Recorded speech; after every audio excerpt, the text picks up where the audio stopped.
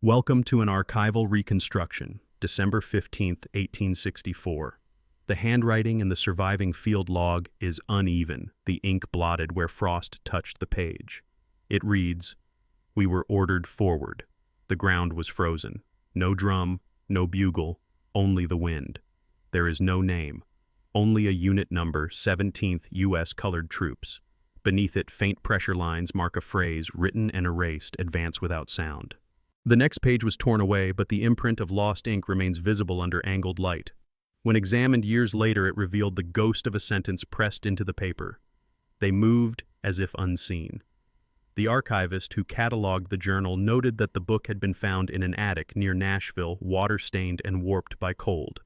He described the damage as consistent with prolonged exposure to open air, and his handwriting shook slightly on the report. From the Freedmen's Bureau Correspondent's Nashville office, February 1865. Families came asking for news of the colored men attached to the advance line. We found no burial ground, no list of wounded, no officer recalled their movement. The letter bears a simple signature, Clerk District 5. There is no follow-up, no reply, and no mention of the regiment in later reports. The line ends with a period that looks carved into the paper, as if the pen stopped in disbelief. In the printed Union Registry, the section where the 17th and 18th USCT should appear is blank. A single dash runs across the column where their record should have been, dividing the page in silence. Beneath it, another hand has written, "No report received." To the modern reader, it is only a clerical omission. But to those searching for names, it is a grave made of paper. A WPA narrative recorded in 1937 preserves a memory from Davidson County. The speaker, an old man, recalled, "My granddaddy say they went down the hill and never came up, but folks hear marching still when the ground freeze right before Christmas. Boots sound hollow like on wood." The interviewer noted that he refused to step on frozen ground while speaking. That small act of avoidance remains the only movement attached to their story. No official photograph survives. But in letters from nearby officers, fragments echo the same confusion. Lieutenant Charles W. Adams wrote to his wife 2 days later, "There was confusion on the left flank. The colored troops advanced too far. When I looked again, the slope was empty, as if the earth had taken them." The line fades halfway through, the word "earth" swallowed by an ink stain that bleeds through to the reverse side. A civilian diary from Nashville, dated December 16th, reads, "Heard firing south of the river. Strange wind, no echo. The smoke hung still in the air as if nailed there." Later pencil editions read, "Men said the colored soldiers vanished into it. The handwriting trails downward off the edge of the paper as if the recorder lost the strength to finish." A surgeon's field note without signature lists morning casualties. The final entry reads, "No bodies recovered. Only boots frozen upright in the soil." Below that line, a stain spreads like frostbite. Archivists later described it as chemical residue, but under magnification it resembles a human heel. Quartermaster reports from March 1865 describe the same ground as undisturbed, marshy, no remains found. 2 surveyors penciled their own note footprints visible beneath the thaw. They did not return to confirm. The accompanying map is missing from the record. Its reference number appears in a file about horse requisitions instead. In 1909, a farmer plowing near Nolensville unearthed several rusted rifles and a single brass button stamped USCT. The Nashville Banner printed the discovery under the headline, "Ghosts of the Franklin Line." The story ends halfway through a sentence mid-column, and the next issue never continues it. Local folklore kept the memory alive where paper failed. Elders warned children not to whistle near the hollow where the frost never melted. Some said that on the coldest nights a low counting voice carried across the ground, steady, rhythmic, never reaching 10. Whether the tale began as memory or myth, no one ever built over the site. In 1941, a WPA field worker, James R. Whitfield, recorded an interview with a woman who had been an infant during the battle. Her voice, faint but steady on the aluminum disc, said, "Some nights the frost shine white on that field, and you can hear them, men without graves. They call roll one by one." Her voice catches on the last word. The tape ends with a burst of static. Whitfield never filed his final report. His last diary entry mentions leaving to revisit the site. 2 weeks later, his car was found abandoned on a dirt road outside Antioch. Inside was a satchel containing his notes and a single recording reel. The tape ends abruptly, and then the sound came again, boots in mud that wasn't there. When cataloged decades later, his file was indexed under unlocated action, colored troops, December 1864. The phrase appears nowhere else in military records. It exists as an archival placeholder, a category for an event that cannot be found. Researchers have since searched every map and roster for the missing regiment. None agree on its strength or its loss. The ledgers remain uncorrected. In every attempt to close the record, the same space stays blank as though the silence itself were protected. Across all accounts, one detail repeats: the sound. Witnesses describe boots striking frozen earth, always in cadence, always distant. It moves through letters, through songs, through the low hum of recollection. Even the wind recorded that rhythm, carrying it into winter air that refused to thaw. What remains now are fragments, a journal missing its author, a letter that ends too soon, a tape that dissolves into static. Together they form the outline of something erased, something half-seen. The past has left only its pulse, faint but unbroken, repeating through each surviving word. The State Archive lists the folder between files on supply routes and horse requisitions. Its binding is cracked, its label nearly gone. In faint pencil, someone wrote, "They marched before dawn. They did not return." The paper holds the same silence that once hung over the frozen ridge, a silence that still answers when the air turns cold. The surviving documentation surrounding the disappearance of the colored regiments near Nashville is fragmentary, scattered across archives in Tennessee, Washington, and Illinois. The first official reference appears in a post-war filing list compiled by the War Department in 1872. A marginal note in faint blue pencil reads, "Partial return, no action recorded." Beneath the line, another hand added in darker ink, "Missing December 15 to 16, 1864. No map coordinates accompany the note. The absence of detail stands out against the bureaucratic precision of other files from that campaign. The logbook attributed to the 17th U.S. Colored Troops entered the State Archive in 1921, donated anonymously by a descendant of a quartermaster's clerk. The accession card lists the object as found among household effects. The clerk's name has been lost, but the handwriting is consistent with Army ledgers from the Western Theater. A historian who examined the document in 1953 described it as structurally sound, legible, and incomplete. He concluded that several leaves had been torn from the binding, possibly to conceal irregularities in record keeping. The diary of Lieutenant Charles W. Adams was preserved by his family until 1918, when it was microfilmed for university archives. The missing page that might have described the battle was already gone by then. In its place, a torn edge shows remnants of blue ink, as though a damp thumb had smeared the words beyond recovery. The archivist's summary ends with the line, "No mention of colored troops after entry dated December 16. The document is catalogued under Private Correspondence Field, a category that rarely receives re-examination unless requested by researchers studying Union logistics.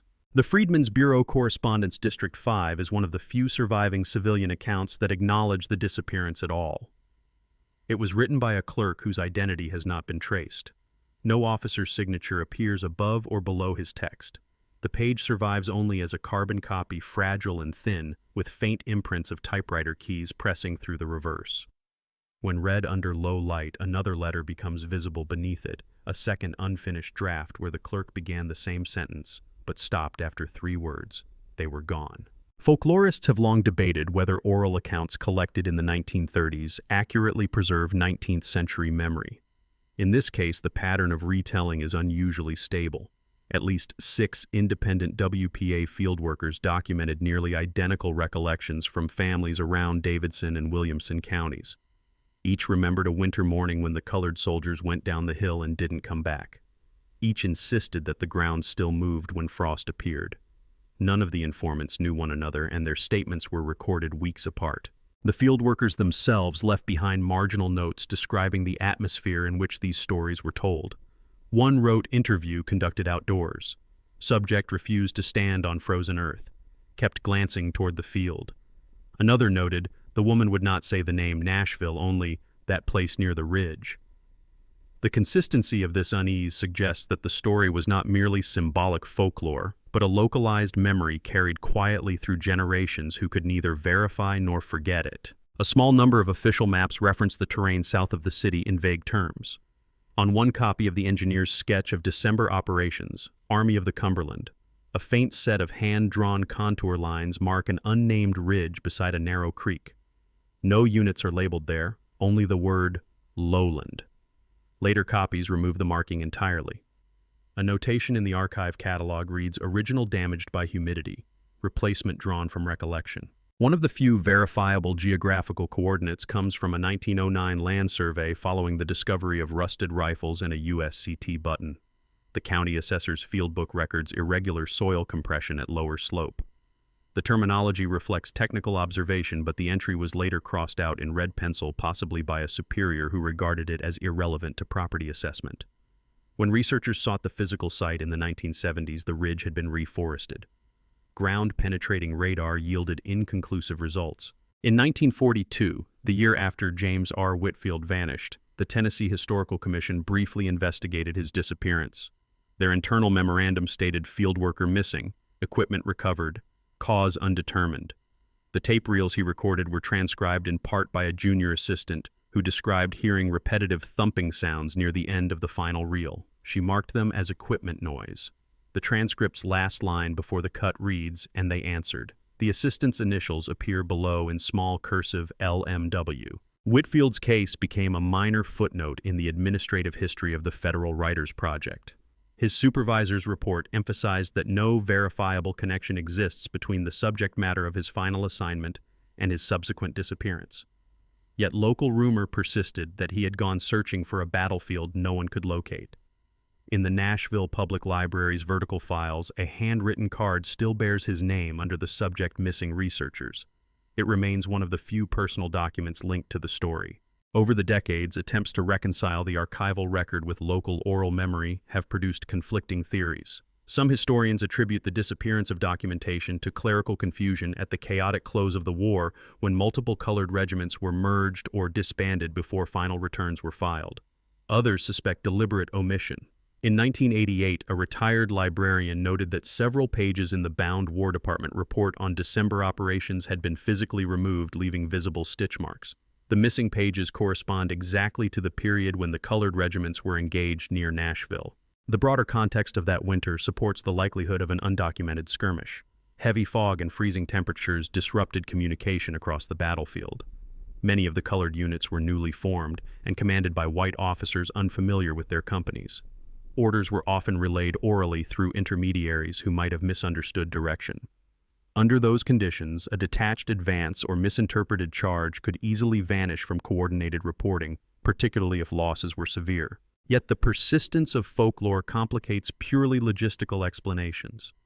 The memory of sound boots in cadence heard but unseen recurs with such regularity that it becomes an acoustic signature, not a metaphor. Sound lingers where sight fails. Oral historians have noted that in African American vernacular tradition, rhythm often functions as a marker of continuity between the living and the dead. The marching heard under frost could thus represent both memory and presence existing outside the written archive but inside cultural recall. In the Nashville State Archives Box 214 Folder 7 lies the last official attempt to classify the event. Its typed label reads, "Unlocated Action, Colored Troops, December 15 to 16, 1864. The report inside contains only 2 sentences. No confirmed engagement found. Oral evidence persists. The final word of the second sentence is underlined twice.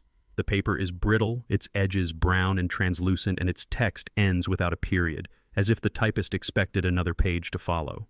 The scholar who last handled that file in 2003 left a notation on the archival request slip.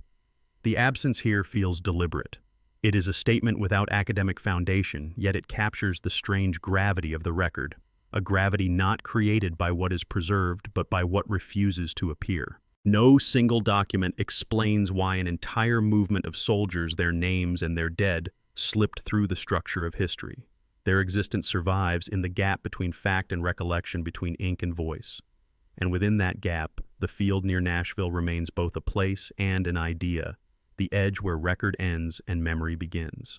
The known records of the 17th and 18th U.S. colored troops during the Nashville campaign begin with official dispatches from Major General George H. Thomas's headquarters, dated December 14, 1864. These orders describe the positioning of divisions around the city's southern perimeter, but make only passing mention of supporting detachments of colored troops assigned to forward picket duty. No numerical designation is attached. A later transcript produced by the War Records Office in 1875 omits the reference entirely. When compared line by line to the original dispatch, faint marks of erasure appear, where the words colored troops once stood. The archivist's summary calls it likely an editing decision to condense phrasing. In the regimental returns of the 17th USCT, the final confirmed entry before the battle is dated December 10th. It reports 546 men present for duty. The next return, filed in January 1865, lists 317. The difference of 229 men is annotated with a brief remark, detached on special operation, presumed absorbed by consolidation. The term special operation has no explanation elsewhere in the records. On later printed rosters, the January entry appears without the annotation, leaving only the lower total. A letter from Captain Horace B. Gardner to his commanding officer on December 20th adds another fragment. Gardner wrote, "My flank was to be supported by colored infantry advancing through the hollow. We heard their volley once, then silence. No flag returned." His tone is administrative, not emotional. He records the absence as an obstacle, not a mystery. But the neutrality of the statement underscores the indifference that can erase entire lives from the historical ledger. In the same week, the Nashville Union and American printed an article praising the victory over Hood's Confederate Army. The story lists the divisions that participated, naming white regiments with precision. At the end, one sentence reads, "Negro troops rendered service in limited engagements." The phrase is repeated verbatim in multiple newspapers across the state, as though drawn from an official press release. It marks the limit of acknowledgement service, but not sacrifice. In contrast, the oral record holds detail absent from paper. Among the WPA narratives collected in 1936 and 1937, at least 9 interviewees describe a body of black soldiers who went too far during the battle. One said, "They was told to wait, but they kept on. Folks say the smoke opened and took them." Another recalled, "My uncle say they walkin' fast, but no sound under they feet." A third added, "They charged through frost and the ground close back." Each statement was recorded in a different county. None used the word Nashville. One field worker, a young woman named Clara Dean, wrote in her notebook, subject's tone matter of fact. No sense of legend. Spoke as one recalling a remembered event, not repeating folklore. Her observation would be ignored in the published compilation, which categorized all such stories under folk superstitions. The narrative of disappearance was thus classified out of history and into myth. Folklore from the same region preserves a chant associated with the battle. It appears in a 1940s spiritual collected by John Work III at Fisk University titled "Down by the Cold Ground." The lyrics shift between grief and persistence. They march before the sun could see cold ground keep their company. No drum to call, no bugle to sound, just frost and footstep underground. The repetition of cold ground mirrors phrases in multiple WPA interviews, suggesting continuity between oral memory and song. At the intersection of fact and folklore stands a civilian witness, a Quaker nurse named Sarah Colvin, who served with the Hospital Transport Corps. In her unpublished journal preserved at Duke University, she writes, "The colored regiment moved before dawn. I watched them pass beyond the hedgerow. They did not return. At noon a messenger brought back their wounded, yet spoke of none who could walk. I asked how many. He said, 'They gone where names don't follow.' The handwriting is steady until that sentence, which leans sharply upward before breaking off mid-page." Colvin's account is corroborated in part by a requisition order dated December 18th for bandages, field stretchers, and mule transport for unrecorded casualties. The requisition lacks a regimental identifier, but bears the initials HS, possibly an abbreviation for hospital supply. On the reverse, faint pencil scrawl reads, "For them lost in the frost." The phrase appears nowhere else in the archive. From these fragments emerges the outline of a vanished action, a pre-dawn movement, a volley, a silence, and the absence of return.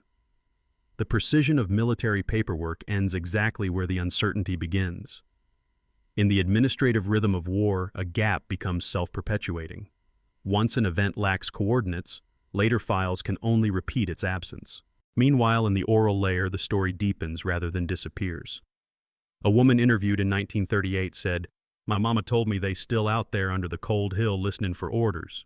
She say sometimes the frost whisper back telling them to rest. When asked if she believed it true, she replied, 'Don't have to believe what ain't finished yet.'"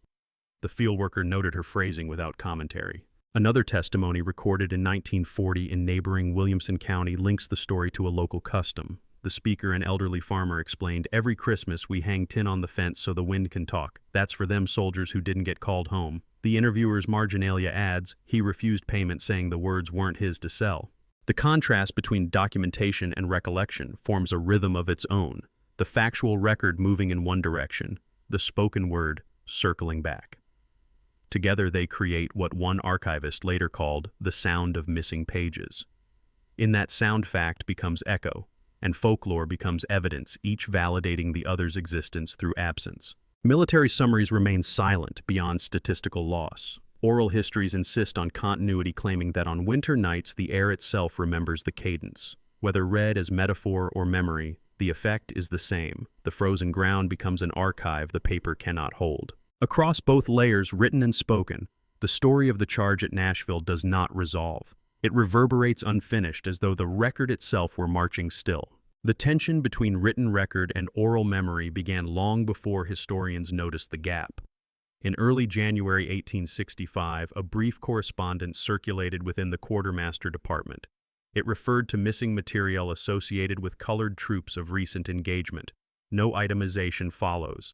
The paper trail halts with the note inquiry, unnecessary, presumed loss in field. The bureaucratic closure hides what absence really meant: men, not supplies.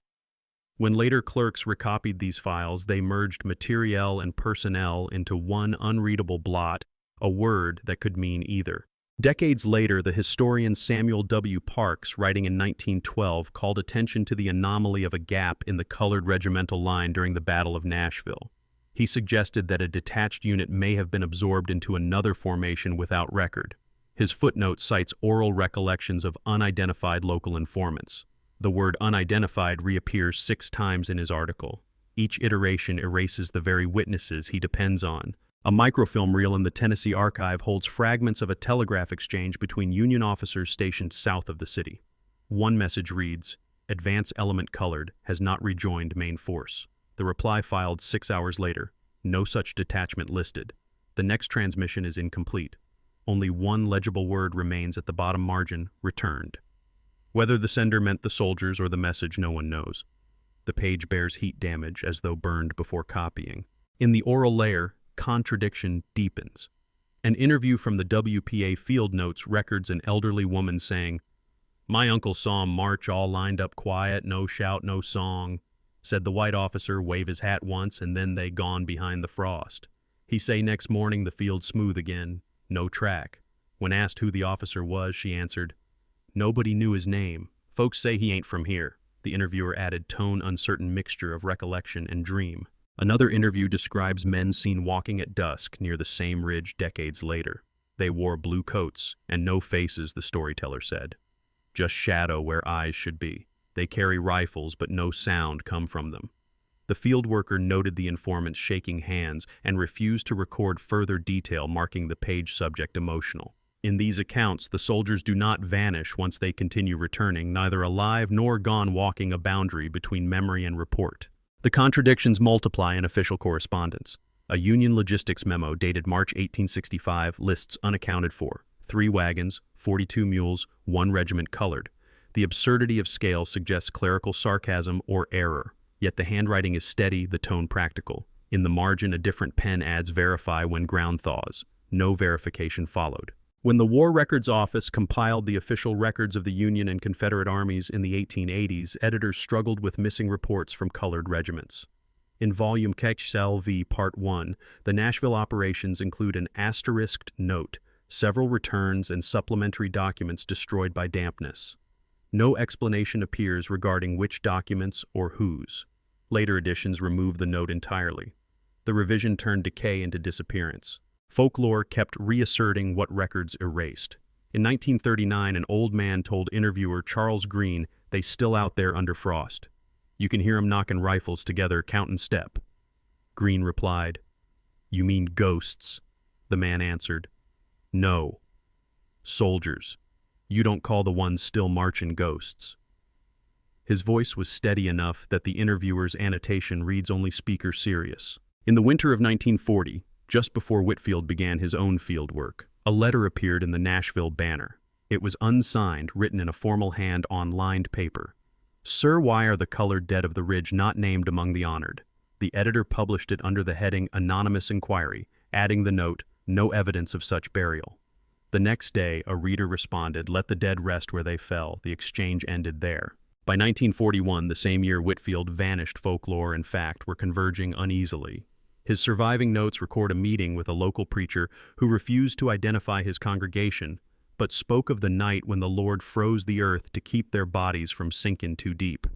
Whitefield typed in parentheses possible adaptation of resurrection imagery. His attempt to rationalize belief became his last documented analysis before the tape stopped recording. A pattern of broken records continues through the 20th century. In 1963, an Army historian named Elaine Morton requested access to the Nashville battlefield maps. The archive replied, "Certain December 1864 terrain charts unavailable, missing since 1942. Her personal papers, held today at a university collection, include a note, "Every path I trace ends at frozen ground." That phrase echoes the old song, "Down by the Cold Ground," suggesting that folklore had begun to shape research language itself. The tension between data and memory forms a recursion. Each effort to close the record reopens the wound. Oral testimony insists on a sound that paper cannot carry. Official history requires absence to maintain coherence. When witnesses say they hear marching under frost, the historian hears metaphor. When the archive lists nothing, the listener hears confirmation that something once stood there. Sometimes the two collide directly. In 1987, a field archaeologist surveying for a highway expansion uncovered rusted fragments of musket barrels and buttons marked U.S. in the same ridge area. The State Historical Office logged them as possibly agricultural scrap. Local residents protested, citing the story of the marching men. Construction halted for 2 months, then resumed. The artifacts vanished into storage without catalog number. The report lists them under MIS, metal debris. One elderly resident who had given testimony to the WPA decades earlier was still alive. She was interviewed again by a local journalist. Her statement was short, "They keep digging the wrong place. You don't find what won't be buried." The journalist published the quote as metaphor, unaware that she meant it literally. A researcher visiting the ridge in winter 1991 described hearing intermittent rhythmic vibration through frozen soil picked up by seismic equipment. The report attributes it to vehicular resonance from distant roadway, yet the pattern matched a slow, consistent cadence too regular for traffic. The observation was filed, but never peer-reviewed. Each attempt to reconcile the story fractures into two directions. On one side, data corrodes, ink fades, pages, misfile definitions blur. On the other, voices repeat with steady rhythm. They went down the hill. The ground moved once. The sound stayed. In the archive, this dual motion feels like breathing exhale of written loss, inhale of spoken persistence. By the time modern historians revisit the Nashville engagement, the conflict between archival silence and oral endurance has become the story itself. What began as a missing entry has turned into an evolving testimony, a march that refuses conclusion. Every investigation ends with the same echo, no confirmation, yet something continues beneath. The gap between them grows thinner with each retelling. The official narrative says the regiment was misplaced. The local song says they never left. Between the two lies a field that in winter still hums faintly when the frost settles deep enough. In the months following the battle, official communication turned quickly from combat reports to reconstruction orders. The colored regiments that had fought near Nashville were never mentioned by name again. A circular issued from the War Department in early 1865 stated, "Detachments dissolved. Personnel redistributed as conditions permit." The tone was procedural final. The silence that followed felt less like omission and more like closure, as though the disappearance had been converted into paperwork. The event was folded neatly into the archive and sealed beneath administration. By 1870, a veteran named Corporal Elias Hurd petitioned for back pay, claiming to have been part of a colored detachment sent forward on the morning of December 15th. His claim was denied on grounds of no record of service. In the margin of his application, an anonymous clerk wrote "Unit Unidentified." Hurd died the following year in an asylum, his file labeled inconclusive. The ledger now preserves both his handwriting and his erasure, a man existing only as an administrative question. When the war's official history volumes were published, the editors noted loss of several field reports due to dampness. The absence became an asterisk, footnoted and rationalized. Readers encounter the phrase "records lost" and move on. Yet those two words conceal the weight of lives whose movements were never recorded. Every missing page transforms into a shallow grave without soil. A second report surfaced in 1877, written by an engineer who surveyed farmland south of Nashville. His notes mention metal fragments, musket stocks, and uniform buttons of colored regiments. He recommended further inspection, but his superiors ignored the advice. The items were boxed labeled miscellaneous ordnance and sent to storage. No record of retrieval exists. The ground disturbed but unexplored returned quietly to Frost. In 1892, a Union veterans reunion in Ohio included a brief speech from a former officer who mentioned the colored battalion that went forward and did not return. His words received polite applause but no questions. Newspapers summarized his talk as anecdote of valor. No one recorded his name. The following day's edition omitted the reference entirely. It was as if the words had evaporated overnight. At the turn of the century, a box of hospital letters surfaced in a private collection. Among them, a note from a nurse named Sarah Colvin read, "They told me not to ask where the black boys went. They said it wasn't for me to record." Her refusal to omit their story stands as one of the few acts of resistance preserved on paper. The letter remained unsent, discovered decades later in a trunk beneath her bed. The envelope bears only a single word written in pencil kept. The folklore that grew from this silence began as memory and ended as music. Among spirituals recorded by John Work III at Fisk University in the 1930s, several contain verses referring to soldiers who marched through cold ground. The melody is slow, almost funereal. In some versions, the refrain changes to "cold ground won't take them in." The line transforms Frost from burial into refusal, turning loss into endurance. The voices preserve what records erased. In one WPA interview, an aged woman from Rutherford County told her listener, "Them soldiers don't rest, 'cause the world ain't called their names yet." When asked how she knew, she answered, "You hear 'em when you listen right." She meant the cadence in Frozen Wind, the whispering rhythm that returns every December.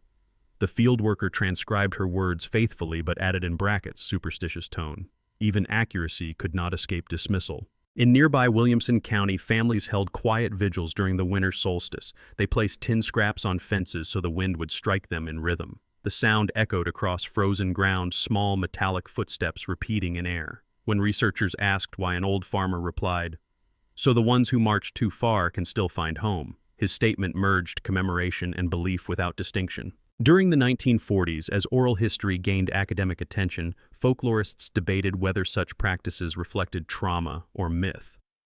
The Nashville accounts blurred both categories. Each generation repeated the story with minor variations but identical rhythm. The advance before dawn, the frost, the silence, the sound that stayed. The consistency across distance and time suggested memory preserved not by detail but by cadence. Modern scholars revisiting these collections note how language itself becomes ritual. Words like "gone frost" and "march" recur in nearly every transcript. Their repetition forms a litany, a structure that resists finality. The story renews itself each time it is told. In the absence of a burial site, the retelling becomes the memorial. A curious link appears in early 20th century church records from northern Tennessee. Several congregations list annual remembrance services for the unnamed. The service notes contain no explanation. In one program written in longhand, the hymn is simply titled, "Cold Ground, Keep Their Company." The lines mirror those sung 70 years earlier. Through song, the archive of sound replaces the archive of ink. In 1956, a sociologist conducting fieldwork recorded a local saying, "History bury what it can't explain." The phrase was used to describe the soldiers lost to Nashville's frost. The statement captures the mechanism by which disappearance becomes preservation. To remain unverified is to remain eternal. The missing do not end. They wait. Later generations of historians have tried to quantify the gap, counting enlistment numbers, verifying payrolls, measuring absence like data. Yet every equation ends with remainder. The missing resist calculation. The ledger cannot account for rhythm, and the rhythm cannot die where paper stops. In 1979, a group of local teachers organized a winter gathering on the Ridge. They read aloud the known names of the 17th USCT, followed by the number 229. After the last name, they stood in silence for a full minute. A child present that night later recalled hearing something like a slow drum beat under the ground. The adults dismissed it as imagination. The transcript of the event calls it ambient vibration. Scientific investigation arrived once more in the 1990s. Researchers measured minor ground tremors caused by shifting ice layers. The rhythm recorded matched human marching cadence almost perfectly. The report concludes phenomenon consistent with frost heave. Yet even the data could not erase the echo. The sound aligned too precisely with the story told for over a century. Through these decades, the story transformed into a mirror. The facts receded, the folklore advanced. Each time one moved forward, the other stepped back, a march in rhythm but never unison. Together they created a reflection history and haunting walking side by side. The more the record sought to contain the silence, the louder that silence became. By the early 2000s, younger descendants began petitioning for a memorial. They asked not for certainty, only recognition. Put their names somewhere, one woman said, even if we don't know where they rest. The proposal remains pending. Bureaucracy still requires proof before remembrance. But the field untouched has already become its own memorial, invisible, unmarked, enduring. At the intersection of record and reverence, only one truth remains. Fact stops where paper ends and memory begins where breath continues. The ridge still waits, frost forming before sunrise.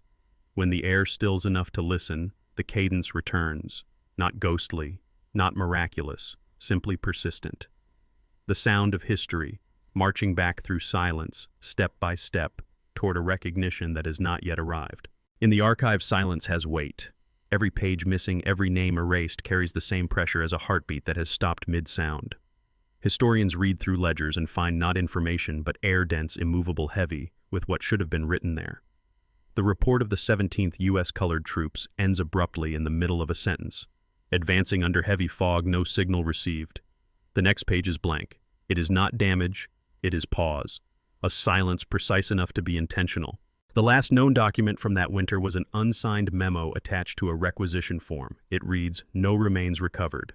Sound continues after inspection. No historian has explained what sound refers to. The archivist underlined the phrase twice in red pencil before filing it. Each generation of researchers reads it differently, as clerical metaphor, as superstition, as a literal note. The ambiguity holds undisturbed like the frost itself. When Whitfield's lost recording was recovered from his satchel in 1942, the archivists dismissed the end of the reel as damaged audio. But when replayed years later on digital equipment, the final seconds contained faint rhythm. 3 slow beats, then 2, the same tempo used for Union drill cadence. The static carried no words, only pulse. Listeners debated whether it was machine noise or wind against the microphone. The pattern repeated with mechanical precision, then stopped. On the ridge outside Nashville, the silence behaves like memory. Visitors describe the air as listening back. Each winter, frost gathers early there. Even at midday, the ground shines white long after surrounding fields have thawed. When people walk across it, their own footsteps sound delayed, as though answered by another pace beneath. Scientists attribute the echo to frozen air pockets under soil. The locals call it roll call. A researcher from Vanderbilt University once recorded ambient vibration there on a night below freezing. She wrote, "At 11:37 p.m., the ground began to pulse uniform, steady 2-second intervals lasting almost a minute. Her supervisor annotated artifact of wind resonance. She crossed out the note in her copy, leaving only the words, 'It felt human.'" The report was never published. The songs collected from nearby churches repeat the same rhythm. One spiritual begins, softly almost whispered, "Cold ground, rise and answer me. Marching still, where eyes can't see." Each verse is separated by a long pause, as if waiting for something to respond. The silence between the lines is longer than the song itself. That silence becomes its chorus. Some scholars call this persistence archival haunting, when what history refuses to hold returns in another form, sound, weather, repetition. In this case, the haunting is not spectral but procedural. The same error copied forward across decades. The same missing signature replicated on every list. The absence multiplied begins to move on its own. A librarian who once handled the original field log described the sensation afterward. "When I closed it, the room felt heavier. Not frightening, just aware." She did not include the line in her report but mentioned it later in an interview. It was the closest anyone came to saying aloud what the document suggests, that the ground beneath those pages still breathes. The intersection of fact and folklore narrows until they overlap completely. The song's rhythm matches the static on the tape. The cadence of marching aligns with the seismic vibration recorded under frost. Each fragment mirrors another, completing a circuit that no longer distinguishes truth from echo. It is as if the missing men have found a way to write back not through ink but through recurrence. In that convergence, the story reaches its still point. There is no revelation, no discovery of bones or letters or proof. Only the steady low pulse that refuses to end. It moves through paper, through air, through silence. The same pattern that once marked their advance continues now in the rhythm of what remains. Today, the official ledger for the Battle of Nashville remains unchanged. Between pages that detail victories and losses, a single gap persists, a blank line where the record of the colored troops should stand. Historians cite misfiling confusion, destroyed paperwork. Yet none can explain why, after a century and a half, the entry was never corrected. The dash is still there. The absence has become part of the archive itself. At the Tennessee State Library, the folder labeled Unlocated Action, Colored Troops, December 15 to 16, 1864, rests in a drawer few open. The paper is brittle, its corners frayed from being handled by those searching for names. The last entry inside reads, "Oral evidence persists." That phrase, neither fact nor dismissal, hangs like a whisper. The typewriter ink has begun to pale but not fade. In 2003, a restoration team used ultraviolet light to examine the original field log. Beneath the visible ink of the first page, another line emerged, faint but clear. "We answered when no one called." The archivists filed the discovery without commentary. The note remains unpublished. Locals still avoid the ridge after dark. They say frost forms faster there, coating grass before elsewhere. Hunters report hearing a distant cadence when the wind drops. It is never constant, never loud, a pattern felt more than heard. Science explains it as air pockets releasing from frozen soil. Oral memory calls it the roll call continuing. The descendants of the missing men still search for proof. Church groups organize winter vigils, reading the names of every soldier from the 17th USCT, even those accounted for. They pause between each name. The silence is longer for the ones no one can trace. Some bring soil from the ridge and sprinkle it over family graves, returning earth to earth. Each generation of scholars returns to the same materials: the broken map, the faded correspondence, the lost tape of Whitfield's final field trip. Every attempt to close the record ends where the frost begins. The absence resists completion, as though memory itself were protecting what history forgot. In the logic of documentation, what cannot be located does not exist. In the language of the living, what cannot be forgotten must. Between these two truths lies the charge no one remembered, not because it was small, but because it was unfinished. Maybe they did not disappear. Maybe we did. And if you listen closely, when the ground freezes, when the air stills, the silence carries its own reply. The rhythm never stopped. The march continues somewhere beneath the cold ground of Nashville, where ink failed but sound endures.